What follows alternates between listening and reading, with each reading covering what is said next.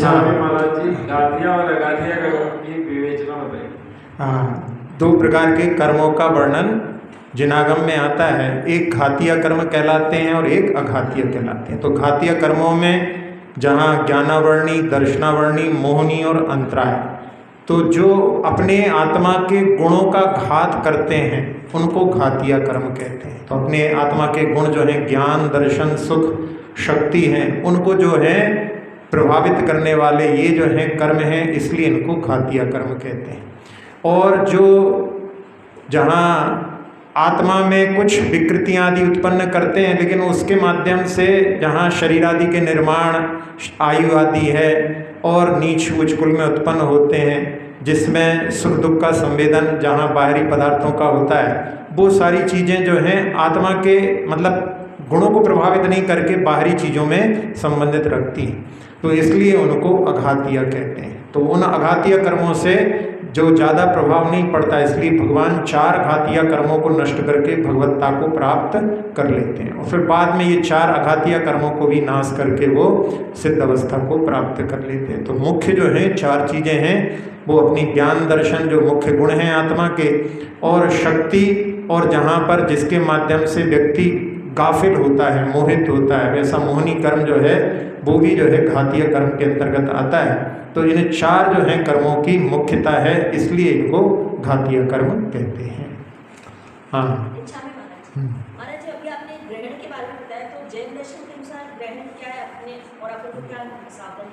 हाँ, ग्रहण का वैसे जो है कुछ ज़्यादा विशेष अपने यहाँ पर वर्णन नहीं है, लेकिन फिर भी लोकाचार में जहाँ पर अन्य लोगों के यहाँ पर जो ग्रहण में वहाँ पर जो है सोच काल आदि मानते हैं, तो उसमें अपने यहाँ भी जो है मतलब यदि उनका पालन नहीं करते हैं तो कुछ लोग ऐसे समझते हैं कि ये शूद्र हैं। तो ऐसी कुछ चीज़ों को जो है जहाँ पर उस समय में आहार आदि कार्य नहीं करते, ऐसी जो है कुछ सावधानियाँ वहाँ अपने यहाँ पर उसमें सिद्धांत ग्रंथों का पढ़ने का निषेध किया है। बाकी जो है अन्य ग्रंथों के पढ़ने का निषेध नहीं है। बाकी उसमें जैसे उन लोगों के यहाँ पर अपने के जो आलय होते हैं बंद आदि कर देते हैं, अपने यहाँ पर ऐसा कोई उसका विशेष जो है प्रभाव नहीं। बस उसमें जो है विशेष उत्सव आदि जहाँ पर पूरे जगत में भी उसको जो है ऐसा मतलब शुभ काल जैसा माना जाता है, तो उस समय में विशेष उत्सव आदि, क्योंकि जैसे किसी के यहाँ पर कोई दुख की स्थिति हो, उसके सामने यदि अपन लोग हर्ष आदि कोई कार्य करें तो उसके लिए भी पीड़ा हो सकती है। इसलिए कुछ चीज़ें जो हैं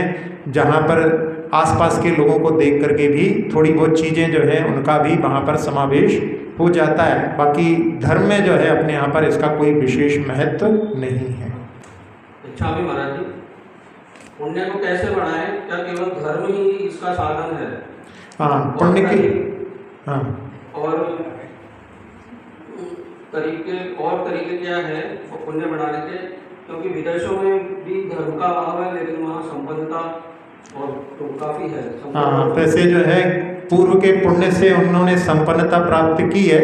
जहाँ पर अपने को ऐसा लगता है, जहाँ पर पुण्य के साधन जो हैं बढ़ाने के लिए श्रावक के लिए दान, पूजा, शील और उपवास, इनके माध्यम से प्रशस्त पुण्य श्रावक बांध सकता है।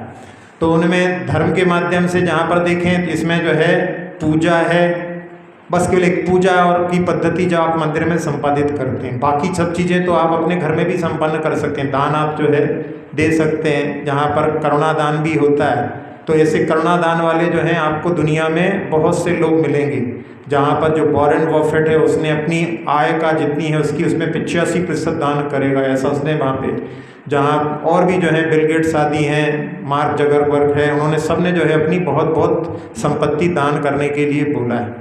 तो दान संबंधी तो बहुत सारी जगह पर जो दुनिया में लोग करते हैं, तो इसके माध्यम से इन्हें दान भी जो है उसके लिए पुण्य बढ़ाने के लिए कारण होता है। जहाँ उपवास है तो उपवास का भी जो है चलन केवल जैन दर्शन में ही नहीं, सब जगह पर जो है उपवास करते हैं, अलग अलग प्रकार से होते हैं। तो उनमें उपवास आदि करते हैं, यानी मुख्यता उसमें ये रहती है कि जिसके माध्यम से अपने जो है इंद्रियों के विषय जो होते हैं उनका अपन यदि वहाँ पर उपभोग आदि करते हैं तो उसके माध्यम से कर्मों का बंधन विशेष रूप से होता है। जब उन्हें कुछ समय के लिए त्याग कर दिया है तो उसके माध्यम से वहाँ पर जो है विशेष जो है पुण्य का आश्रव होता है।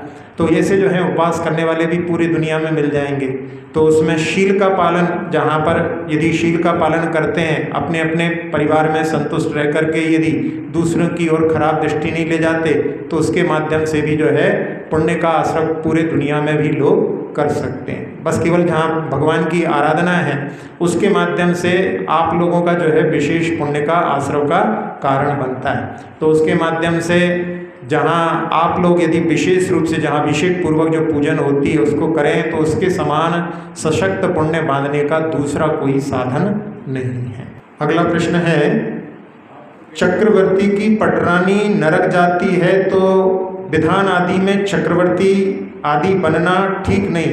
ऐसा जो है पहले भी कहा था कि ये चक्रवर्ती की पटरानी नरक जाती है, ऐसा कहीं उल्लेख नहीं है। लेकिन फिर भी ये जो चर्चा चलती है उसमें कारण केवल इतना है कि चक्रवर्ती की पटरानी गर्भ धारण नहीं करती, और उसमें गर्भ धारण नहीं करने का कारण उसका केवल ये है कि उसके मन में कि मैं इतनी सुंदर हूँ, यदि गर्भ धारण करूँगी तो मेरी सुंदरता बिगड़ जाएगी और उसके कारण में जो पति जो है मुझसे जो है दूर हो सकते हैं, ऐसी भावना से वो गर्भ धारण नहीं करती। जो मतलब मातृत्व का जो भाव है उसका भाव होने के कारण में यदि कोई अपनी शक्ति का जो है सदुपयोग नहीं करता तो उसके कारण में वो जो है नरक में जा सकती है, ऐसा जो है वहाँ पर चर्चा चलती है।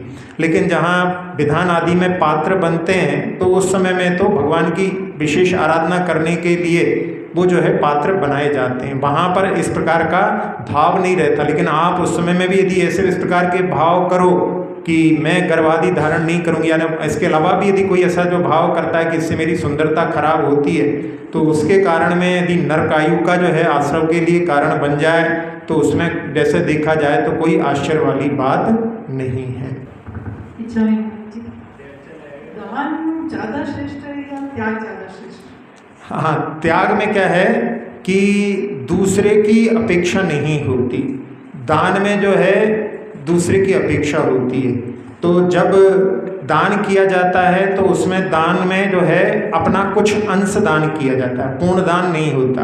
पूर्ण दान जहाँ सर्वदत्ती होती है, जब आखिरी में दीक्षा लेते हैं तो सब कुछ अपने पुत्र आदि को दे करके उस समय दान करके जाते हैं, वो तो प्रसंग कभी कभी का होता है। बाकी जितने भी दान होते हैं उनमें आंशिक दान होता है। लेकिन त्याग ऐसा होता है कि जिसमें पूर्ण त्याग भी कर सकते हैं। तो उसमें जो है त्याग में जो है जहाँ अपनी कुछ खराब हैबिट को भी अपन त्याग कर सकते हैं, लेकिन दान में जहाँ पर दिया जाता है वहाँ पर जो है मतलब द्रव्य क्षेत्र आदि, द्रव्य क्षेत्र काल भाव अपेक्षा की सबकी जो है विशेष ध्यान रख करके उसकी विशेषता के साथ में दान किया जाता है। तो दान और त्याग में जहाँ त्याग जो होता है जिसके माध्यम से मतलब अपने आत्मा के स्वभाव यानी जिसके माध्यम से मुनि अवस्था की भी प्राप्ति यानी साधु साध्वी अवस्था की भी प्राप्ति त्याग के माध्यम से होती है। लेकिन जहाँ चारित्र पद पर बढ़ने के लिए दान का उतना महत्व नहीं है जितना कि त्याग का महत्व है। तो त्याग जो है श्रेयस्कर है दान की अपेक्षा से। लेकिन श्रावक त्याग नहीं कर पाता तो दान के माध्यम से उसके लिए मार्ग निकाला है कि वो दान करके ही जो है त्याग धर्म को अपनाता है। अच्छा महाराज, महिलाएं भोजन बनाती है और वस्त्र वगैरह भी धोती है, तो उनमें जिन जिन व्यक्तियों के लिए वो बनाती है उसमें जो हिंसा होती है उनका दोष उनको किस हिसाब से लगेगा? यानी किसी के वस्त्र धोती है तो उसमें जो हिंसा होती है तो उसमें जैसे पति के धो रही है, बच्चे के धो रही है, उसमें दोष कर्मबंध किस हिसाब से होगा उनको? हाँ देखो, जहाँ गृहस्थी होती है, गृहस्थ धर्म जब स्वीकार करते हैं तो उसमें 3 प्रकार की हिंसा होती है। एक हिंसा होती है आरंभी हिंसा। तो आरंभी हिंसा में जो कार्य करते हैं मुख्यतः से महिला वर्ग करती हैं घर में काम, तो वो यदि अपनी सावधानी पूर्वक करती हैं तो उसमें बहुत सारी हिंसा से वो बच सकती है। और यदि किसी नौकर से कराते हैं तो उसके माध्यम से उसकी जो सावधानी के कारण होगी तो उसका जो है शेयर उसी को लगेगा। जहाँ पुरुष वर्ग है, पुरुष वर्ग के जो अपने जिन वस्त्रों आदि का प्रयोग करता है तो उसमें उसका भी शेयर रहता है, क्योंकि जिनको वो पहनता है भले ही नहीं धोता लेकिन उसमें उसका पाप का शेयर जो घर में जो हिंसा होती है, क्योंकि जहाँ गृहस्थ धर्म स्वीकार किया है तो उनमें जो भी कार्य होते हैं उनमें वहाँ पर शेयर तो जो सब लोगों का बनता है।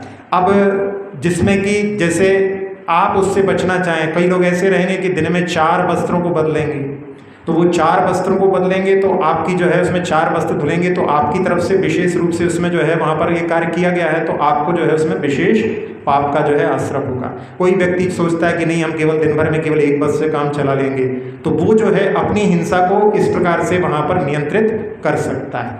अब यहाँ जहाँ जो मतलब स्त्री वर्ग जिन कार्यों को कर रही हैं उनमें वो यदि वहाँ पर विशेष जो है उसमें सावधानी, पहले भी बता चुके हैं कि उसमें यदि विशेष सावधानी रखती हैं तो वो उस हिंसा को कम कर सकती हैं, जो उनके हिस्से में आने वाली है उस हिंसा को वो इस प्रकार से बचा सकती हैं। लेकिन कई बार जहाँ पर वो यदि कहें पति से कि नहीं क्या है कि ये कपड़े पहने रहते हो, कपड़े खूब पहनो, ऐसा कर करके यदि वो प्रेरित करती हैं तो उसके माध्यम से उनको जो है पाप का ज़्यादा लगेगा। जहाँ पति नहीं चाहता लेकिन पत्नी के कहने पर यदि करता है तो वो उसमें जो है अपना पाप का हिस्सा जो है बढ़ा लेती है। अब दूसरा जो है क्षेत्र है औद्योगिक हिंसा का। तो उद्योग का चयन करना, उद्योग में जो हिंसा होती है उसमें मुख्यतः से पुरुष वर्ग का कार्य है। वो वहाँ पर यदि ऐसे उद्योग का चयन करता है जिसमें कम हिंसा होती है, तो जहाँ महिला वर्ग है उससे उनका ज़्यादा संबंध नहीं होता, लेकिन उनका भी चूंकि गृहस्थ धर्म स्वीकार किया है तो वहाँ पर वो सामने वाले के लिए कि आपने जो है ये धंधा चयन किया है ये ठीक नहीं है, उसमें परिवर्तन भी करा सकती हैं। यदि वो वहाँ पर उसकी मौन सम्मति देती हैं, जो सामने चल रहा है वही चलता रहेगा, तो उसमें उनकी सम्मति है, मतलब उसके माध्यम से, अनुमोदना के माध्यम से उनका भी पाप का शेयर होता है। तो जहाँ कोई पटाखे की जो है दुकान खोलना चाहता है, यदि पत्नी कह देती है हमें क्या फर्क पड़ता है, आप तो पैसा लाओ जैसे लाना है, तो इसका मतलब है उसका उसके लिए समर्थन है। और एक कहती है कि नहीं इस प्रकार का व्यापार आप मत करो, इसके माध्यम से हिंसा होती है, तो फिर वो वहाँ पर उसके बाद में भी यदि पति करता है तो फिर पत्नी के लिए जो है वहाँ पर वो दोषप्रद नहीं है। एक जो है उदाहरण जिसमें कि पति ने कॉन्ट्रैक्ट लिया जिसमें ढोलक सप्लाई का, ढोलक जहाँ होती हैं उनमें चमड़ा लगा रहता है, तो वो जो है बहुत सारी ढोलकों की सप्लाई लघु उद्योग निगम में वहाँ पर उसको कॉन्ट्रैक्ट मिला। पत्नी को पता पड़ा तो उसने कहा कि ये तो जो है व्यवसाय अपने लिए कहीं से कहीं तक योग्य नहीं है, तो फिर उसने कहा कि आप इसको जो है रद्द करो। उसने कहा कि बहुत घाटा होगा, अपने को देना पड़ेगा, जो डिपॉजिट किया वो भी चला जाएगा, अपने को वहाँ पर पेनल्टी लगेगी। तो उसने कहा कि मैं साल भर आपसे कोई आभूषण, कोई वस्त्रों की मांग नहीं करूँगी, आप तो उसको रद्द करो।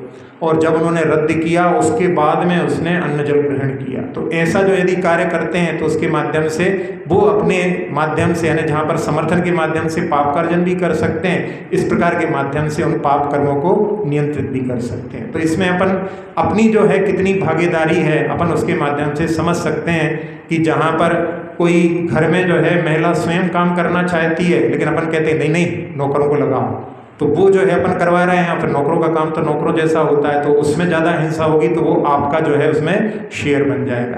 तो इसमें जो है अपनी जो है घर के जितने भी कार्य हैं उनमें अपना किस प्रकार की भागीदारी रहती है, ये जो है उसके माध्यम से सबके पाप का जो है शेयर उसमें निर्धारित होता है। हाँ, मतलब इसमें तो है ही, समर्थन तो है, जैसा रहेगा वैसा ही कार्य होता है।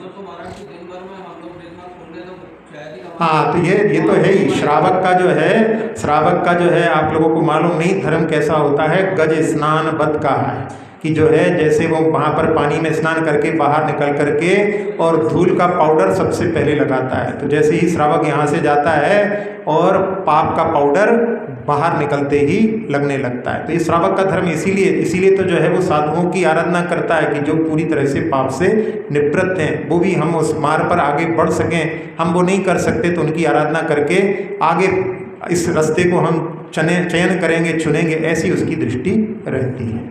अगला प्रश्न है, तीर्थंकर क्या कभी किसी मुनिराज के दर्शन नहीं करते? हाँ, तीर्थंकर जो हैं कभी किसी मुनिराज के दर्शन नहीं करते, जबकि वो दीक्षा भी लेते हैं तो उस समय में नमः सिद्धेभ्यः बोलते हैं, ओम का भी उच्चारण नहीं करते, क्योंकि ओम में 5 परमेष्टि समाहित हैं। लेकिन एक प्रसंग आता है उत्तर पुराण में, जहाँ पर कुंथुनाथ भगवान जब चक्रवर्ती के रूप में थे तो उस समय अपने साथियों के साथ में जहाँ वन भ्रमण में थे तो एक दूरी पर उनको एक मुनिराज दिखाई दिए। तो उन्होंने अपने मंत्री को बतलाया कि ये देखो वहाँ पर मुनिराज ध्यानस्थ हैं। तो उनके मुनिराज के दर्शन मंत्री ने हाथ जोड़ करके किए, लेकिन वहाँ पर कुंथुनाथ जो अभी चक्रवर्ती के रूप में, उन्होंने नमस्कार का वर्णन नहीं। और उस समय में उन्होंने पूछा कि इनकी क्या गति होगी, तो वहाँ चक्रवर्ती के रूप में चूंकि 3 ज्ञान के धारी हैं, लेकिन उन्होंने ज्ञान का प्रयोग ना करके वहाँ पर कहा कि इस भव से साधना करके मुक्ति प्राप्त कर सकते हैं, यदि इस भव से मुक्ति प्राप्त नहीं करेंगे तो फिर वो स्वर्ग के सुख आदि भोग करके और फिर यहाँ पर पुनः जो है मैंने राजसुख आदि भोग करके फिर मुक्ति को प्राप्त करेंगे। तो ऐसा यानी उसमें जो नियत है ऐसा उसमें वर्णन नहीं है। तो इसके माध्यम से जहाँ पर कुछ लोग की जो है जो सब कुछ है वो बिल्कुल फिक्स है, ऐसी जो धारणा है उसका भी निराकरण इसके माध्यम से हो जाता है। अगला प्रश्न है, भव्य की पहचान कैसे की जा सकती है? हाँ, भव्य की पहचान के बारे में कई बार प्रश्न आए हैं, जहाँ पर आचार्य ज्ञान सागर जी दादा गुरु कहते थे कि पंचम काल में जो भगवान की आराधना करने आता है, जो जिनवाणी का श्रवण करने की भावना रखता है, वो भव्य है। क्योंकि पंचम काल में आजकल का ज़माना जहाँ पर धर्म से लोग विमुख होते हैं, जहाँ धर्म के लिए लोग समय निकालते हैं, वो सब अपने आप को भव्य मान करके भगवान की आराधना आदि में विशेष जो है रुचि से करते रहें। ये जो है उन्होंने जो पहचान बताई, इसके माध्यम से अपने लिए इस पर जो है संदेह ना करके जो धर्म के मार्ग बतलाए हैं उन पर चल करके अपने जो है उन्नति का मार्ग प्रशस्त करना चाहिए। स्वामी महाराज कहते हैं कि दिगंबर के बिना मोक्ष नहीं है। जैनागम में तो दिगंबर तो है, और देश में विदेशों में धर्म बहुत है। फिर उन लोगों के लिए आज वो भी अपने धर्मानुसार धर्म की सारी पालना क्रियाएं सब करते हैं, तो उनके लिए क्या रहेगा? और जैनागम में दिगंबर अपना हाँ, जहाँ पर जब पूर्ण त्याग होगा तभी जो है मुक्ति हो सकती है। संसार में सब जगह जो है पूर्ण त्याग नहीं है। जहाँ पर उनके यहाँ भी नागा साधु आदि का वर्णन आता है, लेकिन वो भी जो है वहाँ पर रुद्राक्ष आदि अपने आप को सजाने के लिए कुछ चीज़ें ऐसी जटाएं वगैरह ऐसे कुछ रखते हैं। तो जहाँ मतलब अपने शरीर के प्रति जब तक ममत्व पूर्णता त्याग नहीं होगा तब तक जो है मुक्ति का मार्ग प्रशस्त नहीं हो सकता। तो पूर्ण दिगंबर अवस्था में ही मुक्ति हो सकती है। और जहाँ अन्य धर्मों में भी, जहाँ उनके यहाँ पर बहुत सारे धर्मों में तो मुक्ति की अवधारणा ही नहीं है, जहाँ पर जो है एक भवी मानते हैं। तो बहुत सारे संसार में मतांतर हैं, सबकी अपनी अपनी आराधना है। कुछ लोग तो जो है भगवान को भगवान और अपने को भक्त के रूप में ही स्वीकार करते हैं, तो उसमें उनके यहाँ पर मुक्ति का मार्ग ही नहीं है। जहाँ पर मुक्ति का मार्ग भी है, जैसे बौद्ध धर्म है, तो वहाँ पर मुक्ति के लिए ऐसा बताया कि आत्मा के पूरे गुणों का नाश हो जाना मुक्ति होती है। तो उसमें जहाँ मतांतर के बीच में जब वाद विवाद होते हैं तो उसमें कहते हैं भैया ऐसा मोक्ष कौन चाहेगा जहाँ पर अपना पूरा नाश हो जाए। तो इस प्रकार से यहाँ जहाँ पर अपन जो देख रहे हैं कि पूर्ण जब तक अपने लिए एक चीज़ से भी पर पदार्थ से यदि राग रहेगा, शरीर के प्रति भी राग रहेगा, तब तक जो है अपन ऐसे ध्यान को प्राप्त नहीं कर सकते जिससे कि मुक्ति प्राप्त हो। तो इसलिए जो है पूर्ण दिगंबरत्व से ही मुक्ति संभव है। अगला प्रश्न है, भ्रष्टाचार का आजकल वातावरण है, घूस लेने वाला ज़्यादा दोषी है या देने वाला? जहाँ भ्रष्टाचार का वातावरण ऐसा है कि कहते हैं कि जो अच्छा आचरण भी करना चाहे उसको सिस्टम ऐसा बना दिया है कि यदि वो नहीं करता है तो उसके लिए भी वहाँ पर परेशानियाँ होती हैं। तो जिसमें जो लेते हैं वहाँ पर लेना कोई उनके लिए ज़रूरी नहीं है, लेकिन वो लेते हैं और उसके माध्यम से जब देखो कुछ दिनों में पेपर में कोई ना कोई का जहाँ पर जो है कि इसके पास में इतना पकड़ा गया, इसके पास में इतना पकड़ा गया, ऐसा जो है खबरें आती रहती हैं। तो उसके माध्यम से बहुत सारे लोगों का जो धन है वो जो है उस पर डाका डाल रहे हैं। तो वो तो जो है उनका अनैतिक कार्य है। जहाँ व्यक्ति जो देता है वहाँ पर जहाँ अपने कार्य को करवाना पड़ता है उसकी मजबूरी होती है। कहते हैं कि उसके बिना कार्य हो नहीं सकता, इसलिए उसको देना पड़ता है।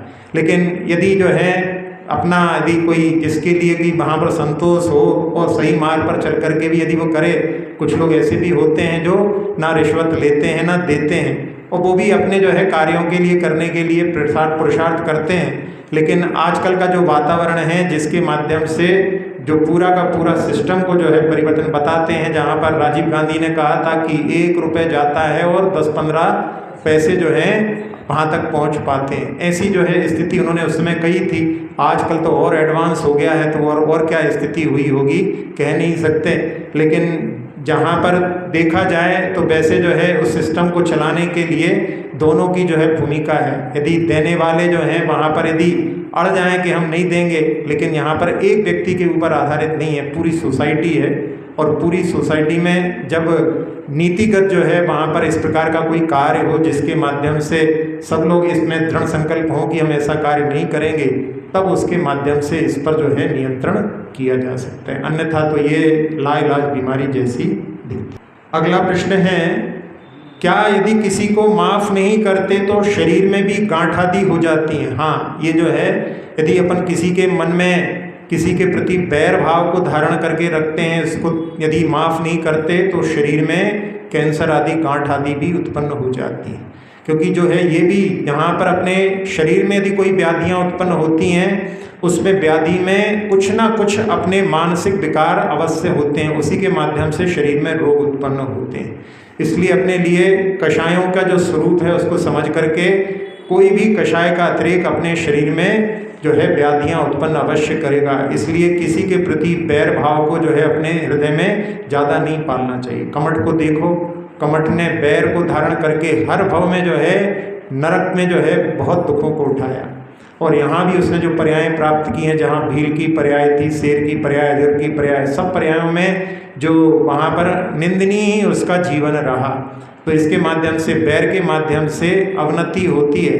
इसलिए अपने लिए किसी के प्रति बैर ना रख करके, जहाँ यदि आपको ऐसा लगता है कि कोई व्यक्ति जो बिल्कुल विपरीत है तो उसके प्रति बैर ना रख करके अपने को माध्यस्थ भाव रखना चाहिए। माध्यस्थ भाव ऐसा होता है, ना हम उसकी प्रशंसा करेंगे और ना हम उसकी निंदा करेंगे, बल्कि उसके बारे में बात ही नहीं करेंगे, तो वो माध्यस्थ भाव कहलाता है। माध्यस्थ भाव रखने में कोई बाधा नहीं है। माध्यस्थ भाव रखने से अपने जो है भावों की सुरक्षा होती है। अपना उससे कोई बैर नहीं है, अपना उससे कोई संबंध ही नहीं रखना, तो उसके माध्यम से आप अपने आप को बचा सकते हो। लेकिन यदि आप किसी के प्रति बैर रखोगे तो वो भी जो है आपका ही अहित होगा, क्योंकि वो भी एक आग है। उस आग को अपने जहन में आप पाल रहे हो तो वो जो है वहाँ पर अपना प्रभाव दिखाए बिना नहीं रहती। तो कषाय जहर होता है, जो इसको अपने हृदय में धारण करता है वो उसके माध्यम से प्रभावित हुए बिना नहीं रहता है। इसलिए अपने को जो है जहाँ 4 प्रकार की भावनाएं बतलाई हैं, सत्वेषु मैत्रिम, सब जीवों के प्रति मित्रता का भाव, कोई भी संसार में दुखी ना हो, ये सामान्य से। गुणिषु प्रमोदम, जो गुणी हैं उनके प्रति प्रमोद भाव, उनकी प्रशंसा करना, उनको देख करके हर्ष का भाव करना। जहाँ आप लोग आपस में जहाँ साधर्मी हो, भगवान की आराधना करते हो, जब भी कहीं बाहर मिलते हो तो बड़े प्रसन्नता के साथ में कि ये भी उन्हीं भगवान के उपासक हैं जिनकी हम आराधना करते हैं, बहुत हर्ष से जो है आप लोगों के लिए मिलना चाहिए, वात्सल्य का भाव प्रकट होना चाहिए। तो वो कहलाता है गुणिषु प्रमोदम। उनकी जो है गुणों को देखें अपन तो उसमें कोई ना कोई में विशिष्ट गुण अपने को अवश्य नजर आ सकते हैं। तो गुणिषु प्रमोदम। क्लिष्टेषु जीवेषु कृपा परत्वम, जो दुखी जीव हैं उनके प्रति करुणा का भाव रखना। और इसके बाद में माध्यस्थ भावम विपरीत वृत्तौ, जो विपरीत मार्ग पर हैं उनके प्रति माध्यस्थ भाव रखें। एक प्रसंग अभी कुछ दिनों पहले पेपर में आया था कि 2 जो हैं लोग लड़ रहे थे आपस में। किसी वृद्ध ने जो है वहाँ पर उनके लिए वहाँ कि अरे तुम लोग तो अच्छे परिवार से हो, लड़ना ऐसा ठीक नहीं है, माहौल खराब करना ठीक नहीं है। दोनों जो हैं उस वृद्ध के ऊपर टूट पड़े और उसका मरण कर दिया। तो वहाँ पर जो है ऐसी स्थिति होती है। इसलिए जो है लिखा है कि जहाँ जो विपरीत बुद्धि वाले हैं उनके प्रति माध्यस्थ भाव रखो, ना उनसे राग ना उनसे द्वेष। तो इसके माध्यम से बैर का भाव नहीं होने के कारण में अपना अहित नहीं होगा। अगला प्रश्न है, सामयिक का काल क्या है? सामयिक का काल संधि काल कहलाता है। 3 बार सामयिक होती है। तो जहाँ पर जब सूर्योदय होता है तो सूर्योदय के 3 घड़ी पहले से 3 घड़ी बाद तक सामयिक का काल कहा जाता है। तो ये हो गया सुबह का। दोपहर में 12 बजे से 3 घड़ी पहले और 3 घड़ी बाद तक, ये भी जो है संधि काल उसका माना जाता है। और ऐसा ही जब सूर्यास्त का समय होता है तो उसमें 3 घड़ी यानी 1 घंटे 12 मिनट पहले से प्रारंभ करके और 1 घंटे 12 मिनट बाद तक सामयिक कर सकते हैं। चलिए अब अपन ध्यान करते हैं।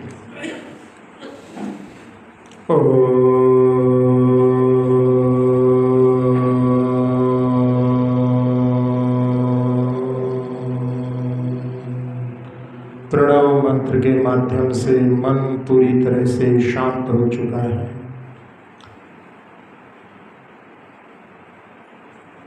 अपने मन रूपी पंछी को उड़ान देते हुए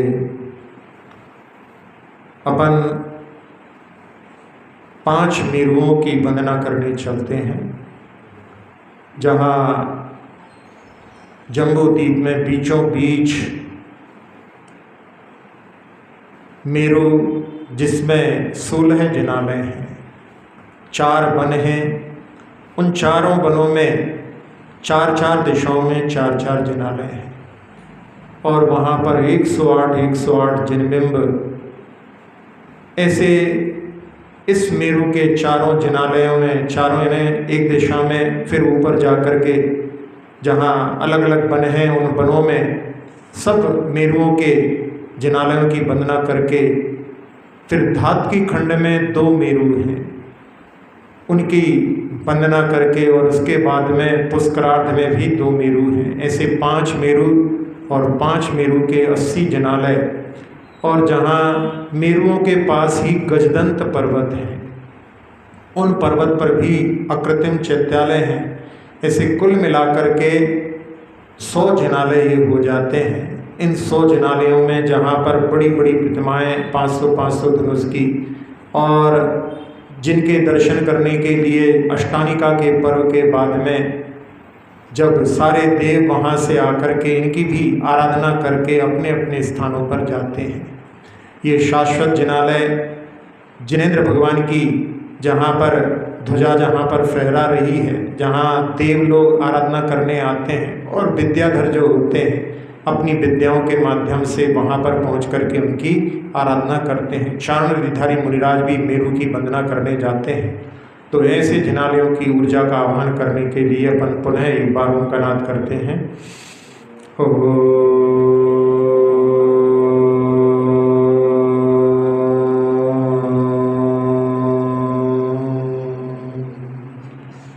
एक बार और उनका नाद करेंगे।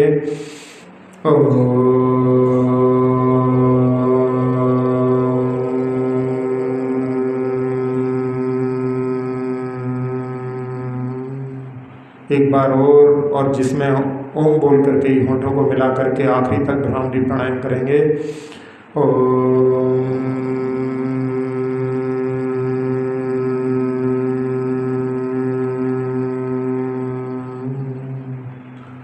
बरस रही है ऊर्जा। पंचमेरु के 80 जिनालय और गजदंत 1 मेरु संबंधी 4 ऐसे 5 मेरु संबंधी 20 जिनालय से 100 जिनालयों की जो शाश्वत जिनालय हैं उनकी ऊर्जा बरस रही है। सिर के सबसे ऊपरी भाग ब्रह्मरंध्र के माध्यम से मस्तिष्क के सारे विकार धो चुकी है। नेत्र, नासिका, मुख, कर्ण, कंठ, फेफड़े, हृदय, छोटी आंत, बड़ी आंत, किडनी, लीवर आदि सभी अंतरंग अवयव, मेरुदंड, पीठ, कमर, कंधे, दोनों हाथ, दोनों पैर, पूरे शरीर को, पूरे शरीर की त्वचा को, पूरे शरीर के रक्त को निर्विकार, निरामय, निरोगी बना दिया है। सबको लाभ मिले इस भावना से इस ऊर्जा को पूरे लोक में फैलते हुए देखें।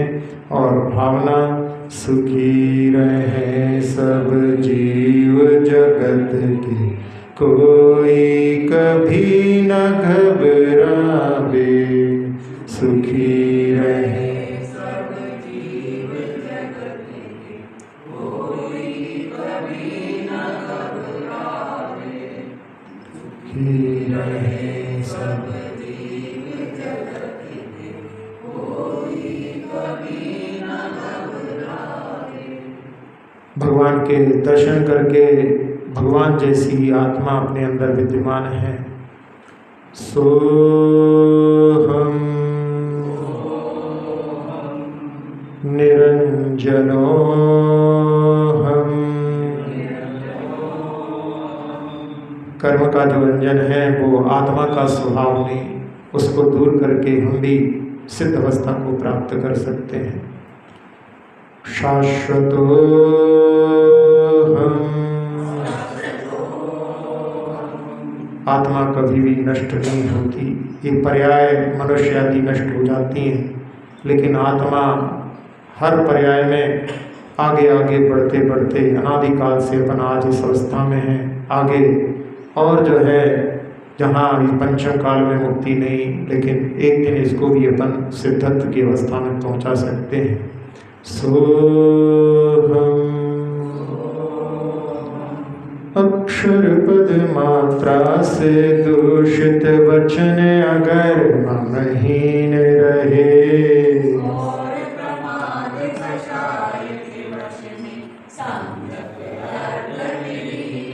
जिन वाणी माता मेरी उन सब त्रुटियों को क्षमा करें,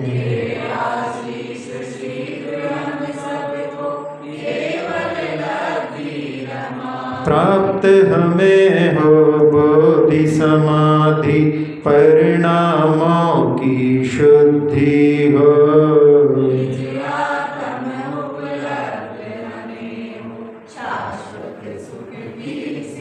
चिंतित वस्तु दात्री माता चिंतामणि उपमा भाति।